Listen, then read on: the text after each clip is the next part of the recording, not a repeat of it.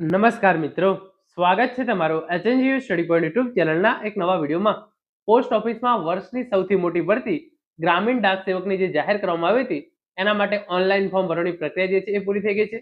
Form સુધારવાની પ્રક્રિયા હતી એ પણ જે છે એ પૂરી થઈ ગઈ છે. તો આજના આ વિડીયો અંદર આપણે જોઈશું રિઝલ્ટ એટલે કે પ્રથમ મેરિટ લિસ્ટ છે એ ક્યારે જાહેર કરવામાં આવશે.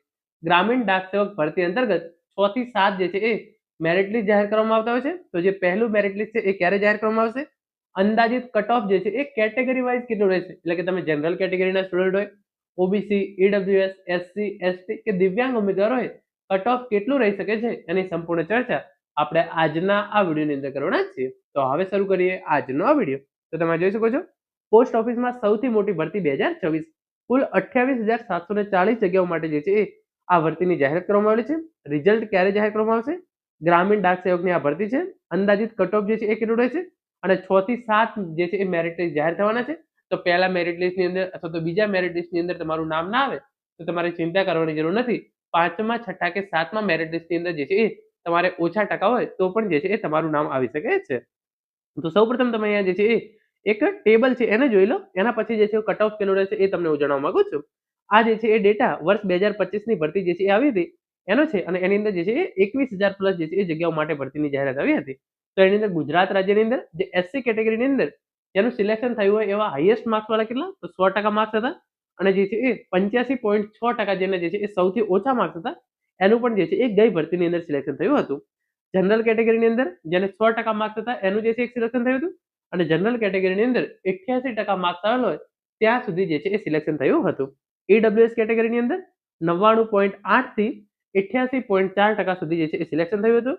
ઓબીસી કેટેગરીની અંદર પણ 99.6 થી 88.4% સુધી જે છે એ ગઈ ભરતીની અંદર સિલેક્શન થયેલું છે. એસટી કેટેગરીની અંદર તમારે 82 માર્ક્સ આવેલા હોય ત્યાં સુધી તને જે છે એ એટલે કે તમારે 82% કરતા વધારે હોય તો તમારે જે છે એ 82 માર્ક્સ સુધી જે છે એ એસટી કેટેગરીની અંદર સિલેક્શન થયેલું છે. પછી અહીંયા દિવ્યાંગની જે છે એ અલગ અલગ કેટેગરી આપેલી છે, એમનું જે છે એ 70% સુધી જે છે એ સિલેક્શન થયેલું છે. તો આ પ્રમાણે તમે જોઈ શકો છો તમારે જે એસટી કેટેગરીના તમે સ્ટુડન્ટ હોય અને તમારે 82% કરતા વધારે થતા હોય તો તમારો જે છે એ ચાન્સીસ છે.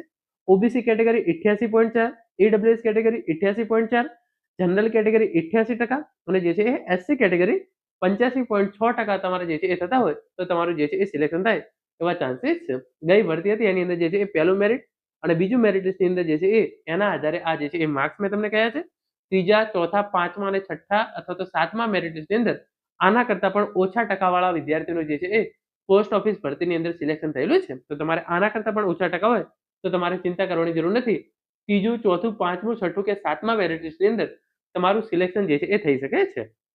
તો હવે અંદાજિત કટ ઓફ આપણે જે છે એ પહેલા મેરિટ લિસ્ટ માટે જે છે એ કેટલું રહી શકે છે એના વિશે વાત કરીએ તો જે જનરલ કેટેગરી છે એનું કટ ઓફ 89 થી 90 માર્ક્સ રહેશે. એટલે કે તમે જે છે એ જનરલ કેટેગરીના સ્ટુડન્ટ હોય અને તમારે 89 કે 90% આવેલા હોય તો તમારું જે છે એ પ્રથમ રાઉન્ડની અંદર સિલેક્શન થાય એવા ચાન્સીસ છે.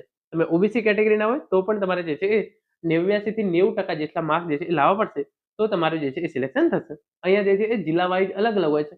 એટલે કે અમુક જિલ્લાઓની અંદર જે છે એ તમારે જે છે એ 90 માર્ક્સ આવે છે તો પણ સિલેક્શન થઈ જશે અને અમુક જિલ્લાની અંદર તમારે 95 માર્ક્સ આવેલા છે તો પણ તમારું જે છે એ સિલેક્શન થશે નહીં. કારણ કે એ બની શકે કે એ જે છે જિલ્લા છે એની અંદર બધા વધારે ટકાવાળાએ જે છે એ ફોર્મ ભર્યા હોય. તો અહીંયા જે છે હું તમને એક ઓવરઓલ આઈડિયા આપવા માટે કહું છું. જનરલ કેટેગરી 89 થી 90% માર્ક્સ હશે તો તમારું જે છે એ પ્રથમ મેરિટ લિસ્ટની અંદર નામ આવી શકે છે. ઓબીસી કેટેગરી 89 થી 90 માર્ક્સ હશે તો તમારું જે છે એ પ્રથમ મેરિટ લિસ્ટની અંદર નામ આવી શકે છે. ઈડબ્લ્યુએસ કેટેગરી 88-89% હોય તો તમારો જે છે એ ચાન્સીસ બને છે. એસસી કેટેગરી 87 થી 88 માર્ક્સ અને એસટી કેટેગરી 82-84 માર્ક્સ હોય તો તમારું જે છે એ પ્રથમ રાઉન્ડની અંદર સિલેક્શન જે છે એ થઈ શકે છે. તો આ પ્રમાણે અંદાજિત કટ ઓફ જે છે એ આટલું રહી શકે એમ છે. આના કરતા કટ ઓફ જે છે એ વધારે રહેશે પરંતુ ઓછું રહે પ્રથમ મેરિટ લિસ્ટની અંદર એના જે છે એ ચાન્સીસ છે નહીં. આ જે છે એ ત્રીજા, ચોથા મેરિટ લિસ્ટની અંદર આટલું કટ ઓફ જે છે એ આવી જશે. પછી આપણે આગળ વાત કરીએ કે હવે પ્રથમ મેરિટ લિસ્ટ જે છે એ કઈ તારીખે જાહેર કરવામાં આવશે. તો એના માટે જે છે એ જે પ્રમાણે પોસ્ટ ઓફિસ દ્વારા જે ઇન્ફોર્મેશન આપવામાં આવેલી છે પોસ્ટ વિભાગ દ્વારા જે સંભવિત જે છે એ 28/2/2026 ના રોજ પ્રથમ મેરિટ લિસ્ટ જે છે એ પોસ્ટ વિભાગ દ્વારા જાહેર કરવામાં આવશે. તો એની અંદર ગુજરાતની જે જગ્યાઓ છે 1782 એનું જે છે એ 28/2/2026 ના રોજ પ્રથમ મેરિટ લિસ્ટ જે છે એ જાહેર કરવામાં આવશે. પછી જે આ 1782 જગ્યાઓ છે એનું જે છે એ 28 તારીખે જે છે એ પ્રથમ મેરિટ લિસ્ટ જે છે એ જાહેર કરવામાં આવશે. તો એની અંદર જે ઉમેદવારો જે છે એ સિલેક્ટ થયેલા છે એમનું જે છે એ ડીવી કરાવવામાં આવશે કારણ કે ઘણા બધા ઉમેદવારો જે છે એ આની અંદર ડીવી નહીં કરાવે, તો એના કારણે જે છે એ સેકન્ડ મેરિટ લિસ્ટ છે એ જાહેર કરવામાં આવશે. પ્રથમ ડીવી જે છે એ પૂરું થઈ જાય એના પછી 10 થી 15 દિવસનો સમય આપે છે અને એના પછી જે છે એ સેકન્ડ મેરિટ લિસ્ટ એમનું પણ ડીવી થશે. એના પછી પણ જે જગ્યાઓ ખાલી પડી રહે એના માટે ત્રીજો રાઉન્ડ, ચોથું મેરિટ, પાંચમું મેરિટ, છઠ્ઠું મેરિટ અને સાતમું મેરિટ, આ પ્રમાણે જે છે એ મેરિટ જાહેર કરવામાં આવશે. તો 28 ફેબ્રુઆરીના રોજ જે છે એ પહેલું મેરિટ લિસ્ટ જાહેર કરવામાં આવશે અને કટ ઓફ કેટલું રહેશે એ મેં તમને ઉપર જણાવી દીધું છે. તો મિત્રો, આ હતો આજનો video. Thank you so much for watching.